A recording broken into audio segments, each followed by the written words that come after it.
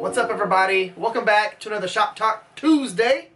Now, in this episode, we're going to be talking about bevels. We're going to be working on the giveaway knife and doing the bevels on that, but I'm going to actually, talk to y'all about some of the thought processes that I have whenever I'm going into doing bevels, things that I think through, decisions that I make, some tips on what you can do, maybe what you shouldn't do, and things to focus on.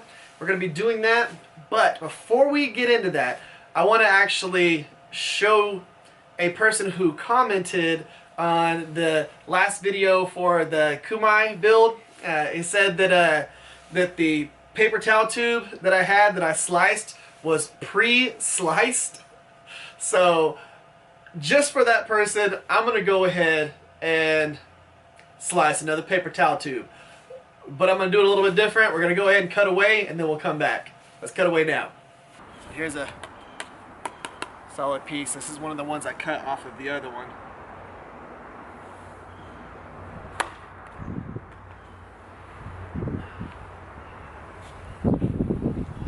If that works for you. So hopefully that helps clear up any idea that was pre-sliced before I swung at it. Very sharp knife. I'm super happy with this knife, and this is a cool build. It is going to be hard to top this build, but I'm going to do my best to try that on this next one. I've actually got some of the stuff for the next build right there. So it's going to be interesting. We're going to do some stuff that I haven't done before.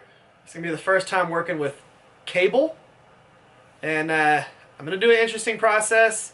We're going to see if it works out. If it does, awesome. If it doesn't, I'm still going to show y'all, and that way you can learn, from what worked and what didn't work in the process. So there we go.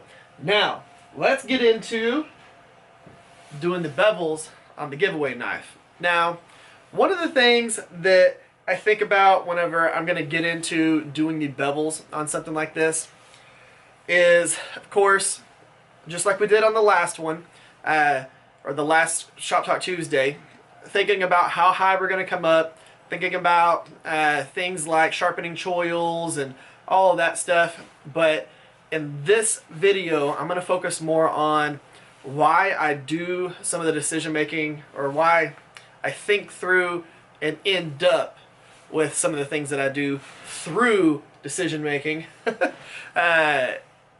I'm going to go ahead, bring y'all down to the 2x72, and we're going to talk down there for a second. So let's go ahead and transition down there. So we're going to start off by talking about the belts I start my bevels with. So y'all have seen me go through and do my 45-degree angle on both sides, and I end up taking that all the way to the center line that's going all the way down the blade here, so that I identify where my edge is going to be from the start. So what I do is I use a used 36 grit belt. So this right here is a used 36 grit belt.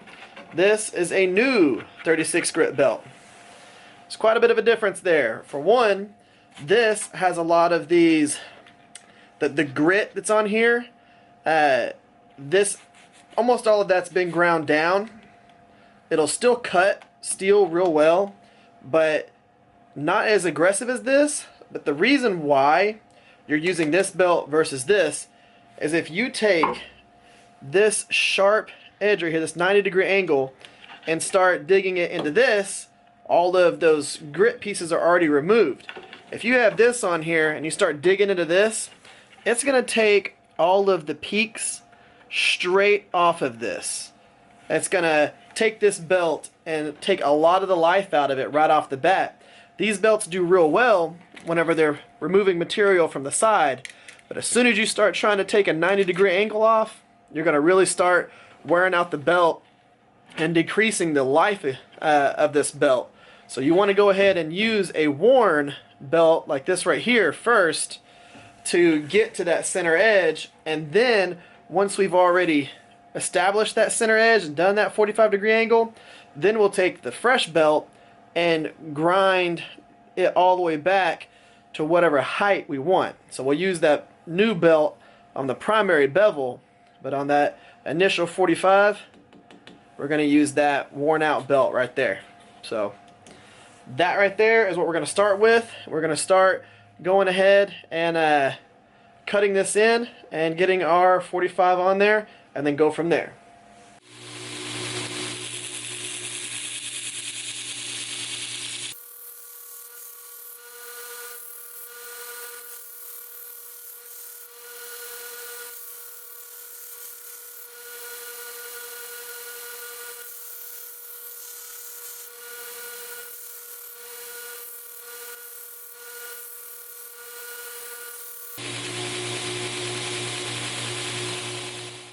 Well, now that we've went ahead and ground all the way to that cutting edge with those steeper bevels, we can go ahead and switch to our 36 grit new ceramic belt and go ahead and grind the bevels up higher on the blade. Now, you can do this a few different ways. You can use a plunge line jig like I have this set up with, or you can just go full-blown freehand and no jig and do your plunge line, do everything all freehand. This is still freehand because I'm not using a bevel jig. I'm doing the bevels freehand, but my plunge line has a jig. So you've got a few different ways that you can do it. A plunge line jig, a bevel jig, something like that guy right there, or you can do something that a few other people do, and they take their work rest and they put it on, and then they go ahead and drag their blade across this. And to give you an idea of what I'm talking about there, bring y'all up close real quick. So they can have their work rest on here, and they can actually sit their material on their work rest and pull back and forth and use this to help keep everything even as they're drawing across. It's almost just like if you were using a bevel jig, because this holds the steel in place. The only difference is this helps you keep a consistent angle. If you do it this way, you've got to keep your consistent angle, but what it does is it keeps you from accidentally rocking this and getting weird waves going through your bevels. Now, so what I'm going to be doing is I'm going to be using just that plunge line jig, and I'm going to go ahead and freehand my bevels. This wouldn't be super easy to do if you were using that work rest method, because you would be dragging this down as you go. Now, if I could get it to where my plunge line jig was even, to where it was a 90-degree angle from here to the face of this, I could probably do that and just drag it back and forth, which I haven't thought about that yet, but that's a doable thing. I could do that, but me personally, I like doing them freehand. It's just a personal preference, especially on something that has recurve like this. You have to kind of play with the blade as you're doing it to make sure you get your bevels exactly how I prefer them. So we're going to go ahead, jump back on here, and get one of the sides done so that you can actually see what those bevels are going to look like with this particular belt. So let's jump back into it. So one of the things I want y'all to focus on real quick is my motion that I do with my body and this 90-degree angle that I keep this arm at that is holding the actual steel sturdy in one spot. The reason why I do the particular stance that I do is because it works really well at keeping the blade from accidentally diving, something grabbing it, moving it, and ending up giving me a weird wave, or accidentally grab it and grind up higher whenever you want nice crisp lines, you've got to be consistent with your body motions and don't let your body get all wonky. So I want y'all to actually see what I'm doing from this angle right here.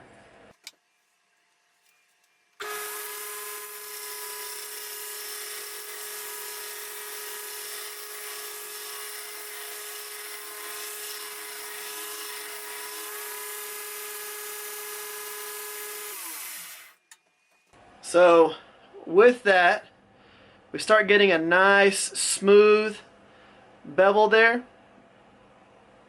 You don't get any weird waves or anything going through here. It's not all weird. You can see, you can't really see it on this side, but there is a slight wave going through here just from where I'd ground all the way to the edge there. But this is nice and crisp, and that's what we're going for as we're going through this. It's going to be, again, I'm just going to be holding it, and I'm going to be moving this way the whole entire time. With this hand right here, I am kind of articulating it. So I'll be doing this while I'm going. So I'm using this arm to keep everything in one position height-wise, and I'm using this to be able to transition through this bevel, because this has a slightly different bevel than what's going on up here. And as you're dragging across that belt, you've got to, say, belts right here, you've got, or here, I'll put it up here. Let's bring you up. So as I'm going across this belt, I'm rocking it back. You see where the plunge line jig is going? I'm rocking it back a little bit, and then I'm flattening out, and I'm pulling across with the tip coming off with the plunge line jig all the way back here. So as I'm coming across, dip back, flatten, angle out. This is a little bit more exaggerated than what I'm actually doing, but I'm trying to give y'all an idea of the fact that I'm not just going like this. If I did this right here, and I just went across, as I would drag off of the belt right there. So the last part that would touch would be right there, and then there would be nothing. There's a gap right here. And there's going to be some instances where you might think that that's necessary to just drag straight across, but it's not. You're going to come back, you're going to sweep out. Sweep out. And that's going to help you get a nice bevel as you go through here. Knives, there's going to be a lot of knives that are different. You're going to have some that you're going to drag straight and then sweep out. You're going to have some knives that you might actually pull all the way out. Not very many, but for the most part, you're going to come out and then you're going to rock back. But this arm right here stays in the same position. You're just moving the knife with this hand. And it helps keep you consistent because you're just moving at your waist. Moving at your waist, articulating this hand. Alright, let's go ahead and grind some more.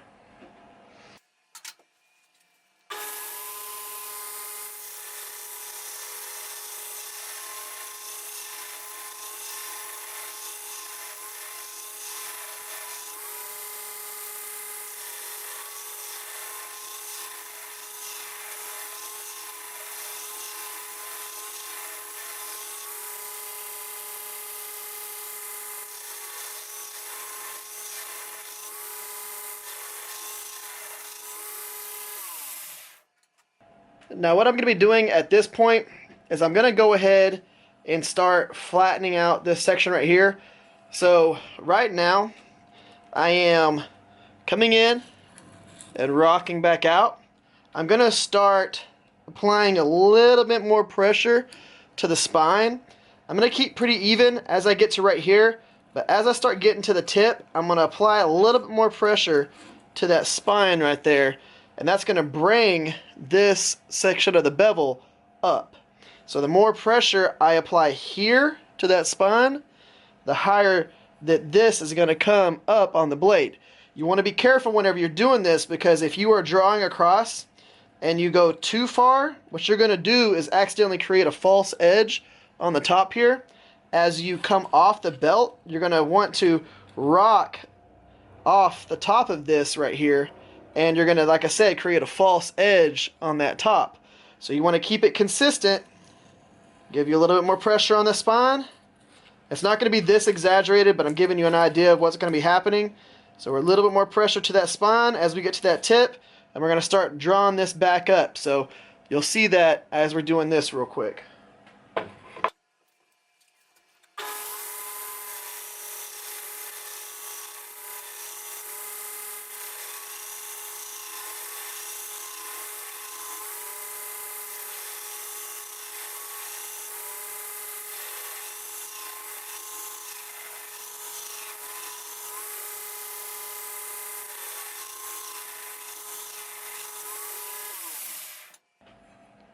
Okay, now that we have this section brought up to where we have a nice even sweep up all the way to the tip, we're going to go ahead and keep putting pressure on the spine, but we're going to even it out. We're going to go pressure from here all the way to the tip, and we're going to keep that pressure even all the way so that we keep this line all the way up across. So you can see what I'm going for. You see that line that I marked right there? All I wanted to do was keep it nice, consistent distance, or I guess you could say an even line here to here. So now all I've got to do is bring this bevel up to there. So that's what we're going to go ahead and work on now. By, again, a little bit more pressure to the spine as we're dragging through.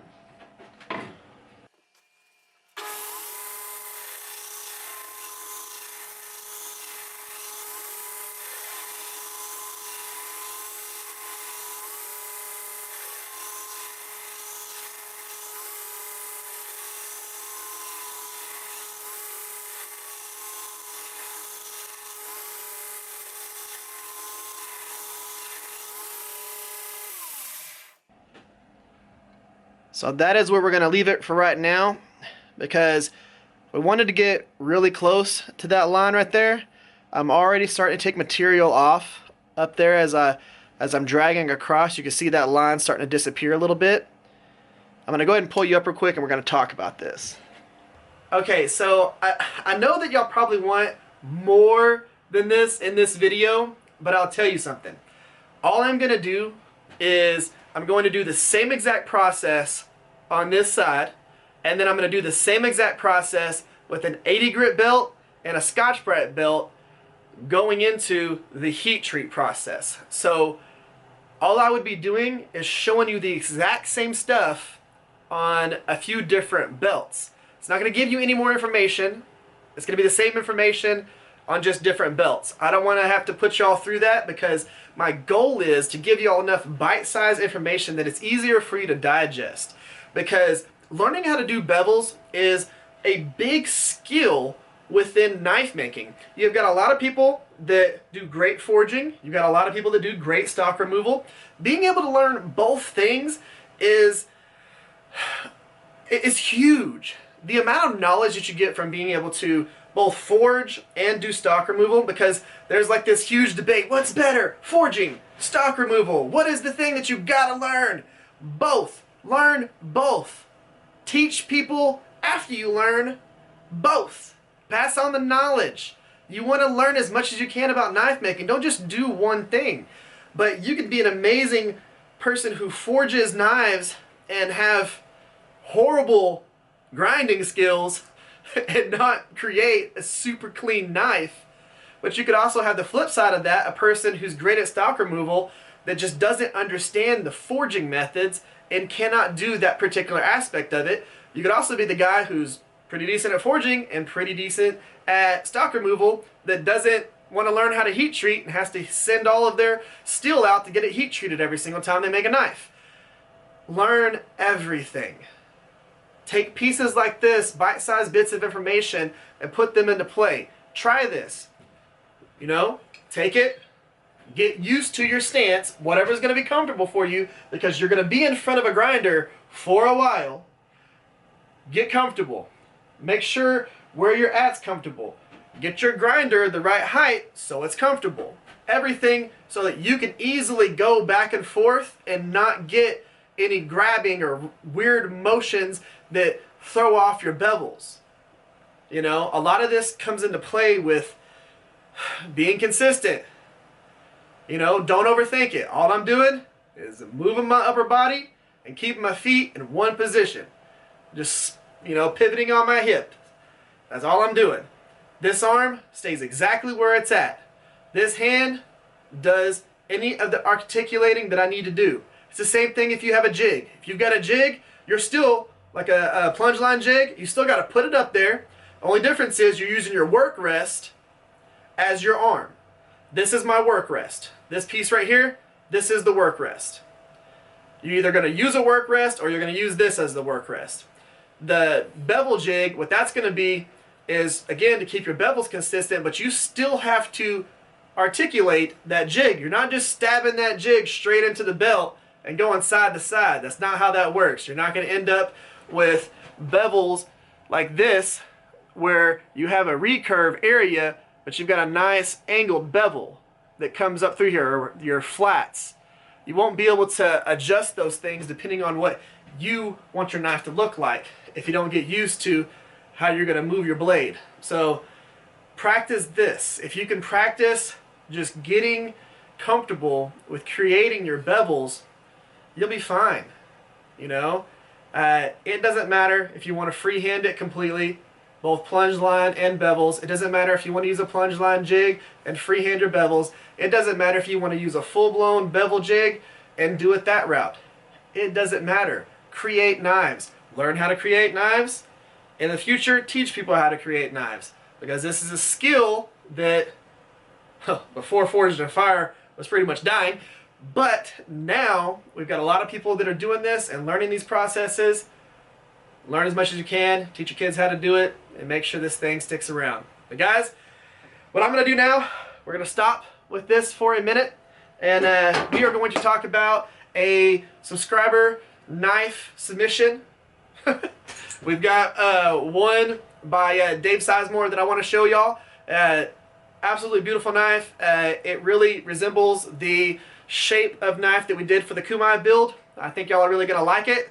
I know I didn't do a viewer's knife submission on the last one. We're going to do one on this one. I'm going to do the whole thing where I cut away so y'all can check it out. So let's go ahead and cut away now. Again, this knife was made by Dave Sizemore. It's made out of 80 CRV2 with purple heart scales and yellow G10 liners with brass pins and lanyard tube. Now, this thing turned out absolutely awesome. It's about 5 3/4 inch overall length with about 2.5 inch blade length. A real good knife size to just throw in your pack and take with you, being able to skin and do a few things that you need a smaller knife for. This is a good package. I really like how this turned out. So Dave, absolutely, really dig that knife. We had talked about it through the Facebook Messenger, and man, I think you did a great job on that. Your knife making skills just keeps growing exponentially every single time you make a knife, and I think you're doing a great job. Guys, go down in the comment section and tell me what you think about that knife. Now guys, we've got a cool build that's going to be happening starting this week, as long as it works out. And I don't know if it's going to, but if it does, it's going to be awesome. Again, a lot of the stuff is right here. There. I am going to try a, if you want to call it a Kumai build, but differently than I've done in the past, because I've only done one. This has cable. So all of these guys right here are going to be going into this knife build. So we'll see how it goes. It's all going to be just me seeing if it works. I don't know if it's going to, or if it isn't. We'll find out. I'm going to start working on that tomorrow, which is today for y'all. So we'll see how that goes. And if it works out well, we'll post it on Friday. If it doesn't work out well, we'll post it on Friday. Guys, thank y'all for coming by. Hopefully this video helped y'all out. If it did, Tell me about it in the comment section. If you haven't yet, thumbs up, share this video, subscribe. If you haven't already, you should do that.